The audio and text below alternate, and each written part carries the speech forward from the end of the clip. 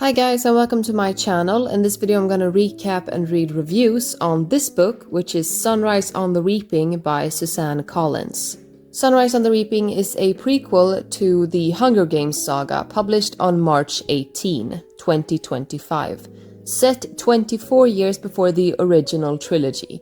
The story takes place during the 50th Hunger Games, known as the prequel, for which the capital requires twice the usual number of tributes. Exploring themes of manipulation, control, and oppression, the novel shows how propaganda supports those in power, providing insights into Haymitch Abernathy at age 16, long before his role as a mentor to Katniss Everdeen and Peeta Mellark. Sunrise on the Reaping also sheds light on resistance, illustrating the challenges and dangers faced by individuals confronting tyranny. Sunrise on the Reaping is the second prequel in the Hunger Games saga. Set during the 50th Hunger Games, the story takes place 40 years after the Ballad of Songbirds and Snakes, and 24 years before the original trilogy. If you want to skip the summary of any chapter, use the chapters for this video down below to skip ahead. But in case you haven't read this book and never intend to, or you have but you need to be reminded, here's the story in depth, full spoilers ahead. Haymitch Abernathy wakes on the morning of the reaping in District 12. He briefly heads to the woods, where he works for a bootlegger, before heading to the meadow to spend some time with his beloved girlfriend, Leonor Dove. Leonor Dove asks Haymitch if he could ever imagine a future in which the sun did not rise on another reaping, the ceremony that selects tributes from each district to fight to the death in the Hunger Games. But Haymitch cannot envision a world in which the capital is not in power. Leonor Dove gives Haymitch a birthday present, a Covey-made flint striker that he can wear around his neck, before the two of them need to separate and get ready for the reaping. Haymitch goes into town after stopping to buy gumdrops for Leonor Dove, and waits for the reaping to begin. He's nervous because to celebrate the 50th Hunger Games, there will be double the number of tributes. Drusilla Sickle selects the girls first. Luella McCoy, a 13-year-old girl that Haymitch has been close with ever since she was born, and Macy Lee Donner, the most stuck-up girl in town. Next, Drusilla selects Wyatt Callow and Woodbine Chance. Woodbine attempts to run away and is immediately shot and killed. Haymitch is then selected as his replacement after he tries to protect a protesting Leonor Dove. Plutarch Heavensby, who is assigned to shoot footage of the District 12 tributes, gives Haymitch a moment to say goodbye to his family in exchange for a few reaction shots. Haymitch gives the gumdrops to Sid to give to Leonor Dove before being herded onto the train with the rest of his fellow tributes. Tension rises on the way to the capital as Haymitch and Luella struggle to decide whether they can trust their fellow tributes, and Macy Lee fights back against the capital's inhumane view of the districts. They arrive at the capital and are prepped for the parade. During the ceremony, someone throws a firework into the path of the chariots, startling the horses and causing a crash that kills Luella. Enraged, Haymitch dumps her body at the base of President Snow's mansion, remembering his father's advice to an earlier tribute to not let the capital paint its propaganda posters with their blood. Later, Haymitch is approached by a 12-year-old tribute from District 3 named Ampert, who tells him he is trying to put together an alliance to rival the careers. Tributes from the wealthier districts, who train for the games and usually win. Haymitch is then collected and brought to 12's tribute apartment, where he meets their mentors, Virus from District 3 and Mags from District 4, who won earlier games. The next morning, Virus and Mags strategize with their tributes and ask them what they want out of the games. Haymitch says he wants to end the games by proving the tributes are people, just like the capital's citizens. Later, the tributes all head to the training center. Haymitch introduces Ampert to Wyatt and Macy Lee, and Ampert tells Haymitch his father wants to speak to him. His father, Beatty, is a victor from District 3 who is being forced to coach his son to the death in the games as punishment for trying to sabotage the capital's communication system. Haymitch surreptitiously asks Beatty how a person could break the arena.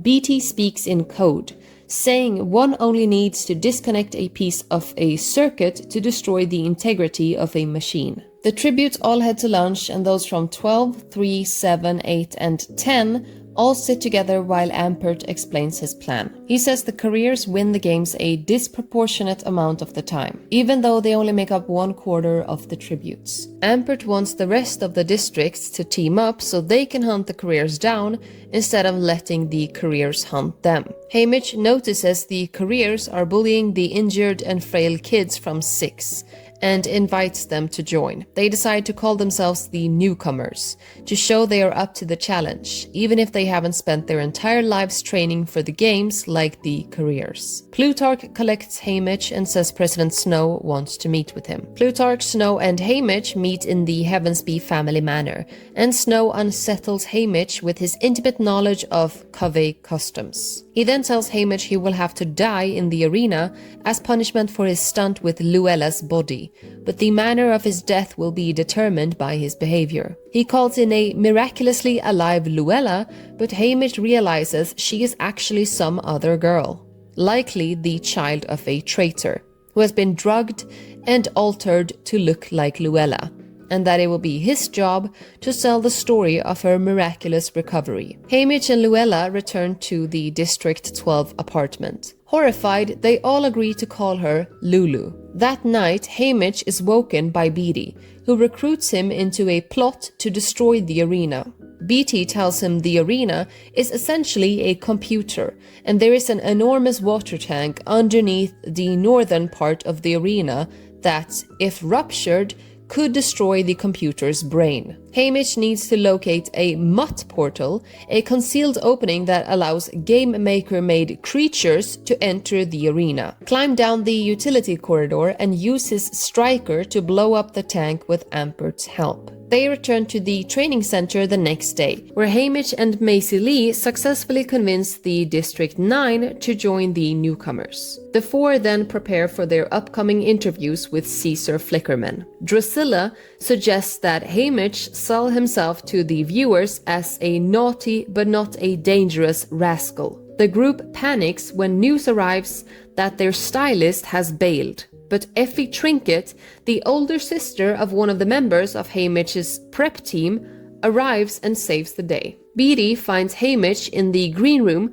and quickly tells him he replaced the black cord in Ampert's token with a fuse, and the sunflower tokens from 9 with explosives. He begins to say that he replaced something else too, but they are interrupted and the interviews begin. The careers try to make themselves look good while making the newcomers look bad, but the newcomers manage to come across as clever, eloquent, and united. Afterwards, Plutarch takes the 4 tributes from 12 back to his mansion to film additional footage. He pulls Haymitch aside and says he hopes to gain Haymitch's trust. He then hands Haymitch a phone with Leonore Dove on the other line. Leonore Dove tells him she was arrested for singing controversial songs in public, but she is going to be released tomorrow. Haymitch makes her promise she will not do anything to get herself killed, and they exchange declarations of love before the connection is lost. Afterwards, Plutarch tells Haymitch the mutt portals in the arena will be concealed by berms of flowers. The 4 tributes are taken back to the apartment, and Haymitch upsets Maisie Lee and Wyatt by saying he's going to go off alone in the arena because the Capitol is targeting him. The next morning, all 48 tributes are taken to the arena, which resembles an idyllic meadow with a mountain on one side and woods on the other. Haymitch takes off, after snagging a backpack filled with some food and supplies, and starts to head north to look for mutt portals. He soon discovers that nearly everything in the arena is poisonous. That night he learns that 20 tributes died in the bloodbath. Wyatt was one of them. Lulu finds him the next morning, but she is soon killed after breathing in poisonous pollen from a berm of flowers. Haymitch is then set upon by vicious butterflies, but manages to follow them back to their portal and wedges a branch in its jaws before it can fully close. He is soon reunited with Ampert and they are able to enact their plan. Haymitch manages to climb down the mutt portal and ignite the tank, but Ampert is killed by carnivorous squirrels. The arena starts to glitch shortly afterward, and he briefly celebrates before a backup generator outside the arena takes over. The next morning, Haymitch decides to try to escape from the arena and destroy the generator. He comes to a hedge at the end of the arena and attempts, unsuccessfully, to fight his way through the maze. He returns to the arena just in time to be ambushed by a pack of couriers. He manages to take down 2 of them, but is nearly killed by the 3rd when Maisie Lee appears and kills his attacker with a poisoned dart. Haymitch and Maisie Lee decides to work together and share a heartfelt moment of camaraderie in which Haymitch says he has come to think of Maisie Lee as a sister. In the morning, Haymitch and Maisie Lee try to enter the hedge again, but they are thwarted. Later, they make a promise that one of them will win so that they can become the worst victor in history by refusing to play the Capitol's games. The next day, Haymitch convinces Maisie Lee to help him get through the hedge by covertly telling her it's something he needs to do to get back at the Capitol. They manage to fight their way through and they come to a 100-foot cliff, with the generator nestled in the rocks below. Maisie Lee says they should leave, but Haymitch wants to stay because this stretch of ground is not part of the arena and he wants to die in the real world. The two consider separating because the numbers are dwindling and they don't want one of them to have to kill the other. Maisie Lee goes to get their food and Haymitch kicks a rock off of the cliff while he waits. The rock bounces back and he realizes there is a force field around the generator. When Maisie Lee screams, Haymitch finds her being mauled to death by birds. He holds her while she dies and she locks her pinky around his, a final confirmation of their promise. Haymitch takes one of her necklaces as a memento and realizes that he, a career named Silka, and a young girl named Welly are the only ones left. He eventually finds Welly on the brink of starvation, and the 2 of them spend the night in a tree. As Welly sleeps, Haymitch realizes that Beatty also replaced Maisie Lee's necklace with a fuse. Silka kills Welly the next day, while Haymitch is looking for kindling. The 2 fight to the death and make it to the cliff's edge, both wounded. Silka throws an axe, which hits the force field and bounces back and kills her. Haymitch, on the brink of death, ignites the explosive and throws it at the generator before losing consciousness. He wakes up back in the Capitol and is paraded around in a golden cage. President Snow crowns Haymitch as the victor and ominously tells him to enjoy his homecoming. Haymitch arrives back in District 12, only to discover that Leonor Dove is still in prison and that Snow had his mother and brother killed by setting his family home on fire. Leonor Dove is released and Haymitch runs to meet her in the meadow so they can run away together. He finds her there with her geese and watches her pick up a bag of gumdrops, which Haymitch figures she left in the meadow after Sid gave them to her. They embrace and declare their love. Eventually they sit and Haymitch feeds her one of the gumdrops. Leonor Dove says she can finally eat the ones that he bought her on reaping day now that he is home. She has been sleeping with the bag under her pillow. Too late, Haymitch realizes these are not the gumdrops that he gave her, but were planted there and poisoned by Snow. Leonor Dove dies. Before she does, she makes Haymitch promise that he will take down the Capitol one day. Heartbroken and terrified that Snow will continue to hurt the people close to him, Haymitch succumbs to a life of alcoholism and isolation. One day, he stumbles across anti-Capitol messaging that Leonor Dove painted in an alley, and he interprets this as a sign to keep fighting. Plutarch invites Haymitch to join the rebellion during Haymitch's victory tour, and they talk about a future in which they find someone who is finally able to take down the Capitol. In the epilogue, which takes place after the events of the original trilogy, a middle-aged Haymitch says he fulfilled his promise to Leonor Dove by helping to destroy the Capitol and everything it represented. He has also learned how to love again and has come to think of Katniss and Peeta as his family. Eventually, Haymitch begins to open up about all the people he loved and lost. The next day, Katniss shows up at his door with goose eggs, and Peeta builds him an incubator so that he can keep geese in Leonor Dove's memory. Haymitch is more at peace now, and he knows that the Capitol could never take Leonor Dove from him because, like geese, they mated for life. And that's how the book ends.